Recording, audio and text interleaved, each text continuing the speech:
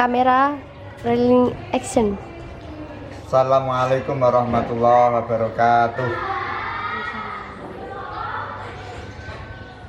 Di sini saya akan mengisahkan tentang betapa maha penyayangnya Allah pada kita itu. Alkisah, suatu saat ketika sahabat sedang berperang, akhirnya diberi pertolongan Allah bisa mengalahkan orang-orang kafir. Maka ada seorang ibu dari tawanan itu mencari bayinya. Dia lari ke sana kemari. Akhirnya si ibu itu berhasil menemukan bayinya. Kemudian disayangnya, diciumnya. Karena tadi sudah berpisah berapa lama, dia tumpahkan kerinduannya ke bayinya tersebut. Nah, kemudian Rasulullah melihat adegan tersebut, bertanya pada para sahabat, "Wahai sahabat, apakah mungkin kalau ibu itu tega melemparkan bayinya ke tengah-tengah api yang berkorban?" Para sahabat menjawab, "Oh, tidak mungkin ya Rasulullah. Sekali-sekali tidak akan mungkin ibu itu melakukan hal seperti itu." Wahai para sahabat, ketahuilah, kasih sayang ibu tersebut pada anaknya itu belum ada seberapa daripada kasih sayang Allah kepada hamba-hambanya, kepada manusia. Nah, maka dari kisah itu bisa kita ambil pelajaran bahwa di dunia ini yang paling mencintai kita adalah Allah Subhanahu wa Ta'ala. Andaikan ibu kita ingin membahagiakan kita, tentunya Allah lebih pingin lagi kita itu bahagia. Tidak cuma bahagia di dunia, bahkan di akhirat. Untuk itu harusnya kita itu ketika mendengar panggilan azan, hayya 'alas shalah, hayya 'alal falah, harusnya kita itu merasa terpanggil karena Allah sedang memanggil kita menuju kebahagiaan, gitu. Makanya jelas sering kita baca, ya arhamar rahimin, ya arhamar rahimin, ya arhamar rahimin. Wahai Allah, zat yang paling pengasih di antara orang-orang yang pengasih. Wahai Allah yang maha penyayang, yang paling menyayangi di antara orang-orang yang menyayangi. Bahkan ini ada kisah lagi tentang sifat Allah arhamar rahimin itu.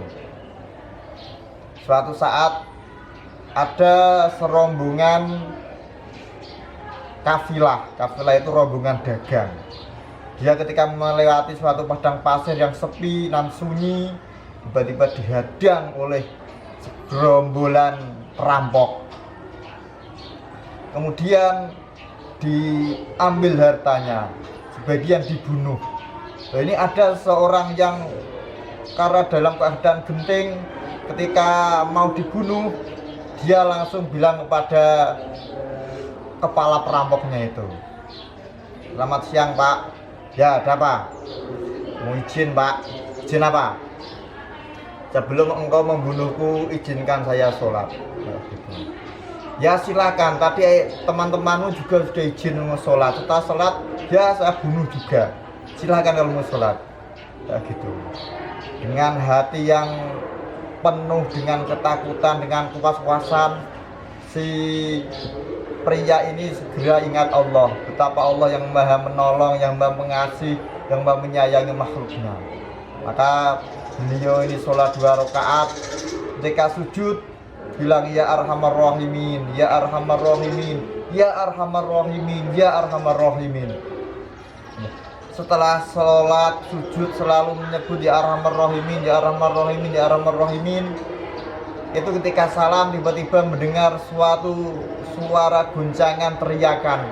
Ternyata para perampok itu sudah habis dibunuh oleh seorang yang tak dikenal.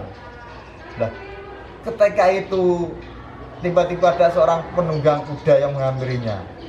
Pria itu kemudian bertanya, "Wahai orang yang telah menolong saya, siapakah engkau gerangan ini?" Wahai pedagang, tahuilah bahwa saya ini adalah malaikat. Ketika engkau sujud mengucapkan ya arhamar rahimin, kami para malaikat di langit sudah gemuruh ingin menolongmu.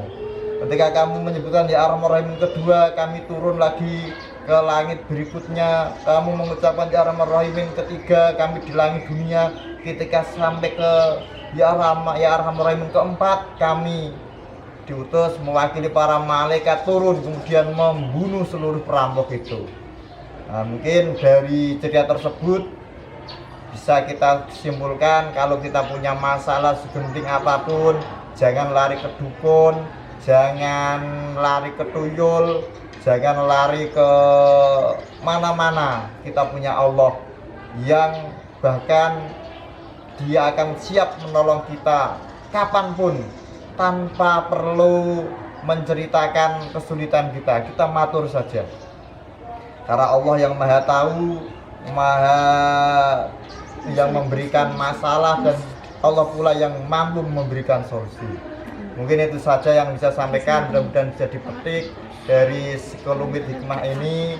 Segala kesalahan mohon maaf. Wallahul muwaffiq lil aqwamit thoriq. Wassalamualaikum warahmatullahi wabarakatuh.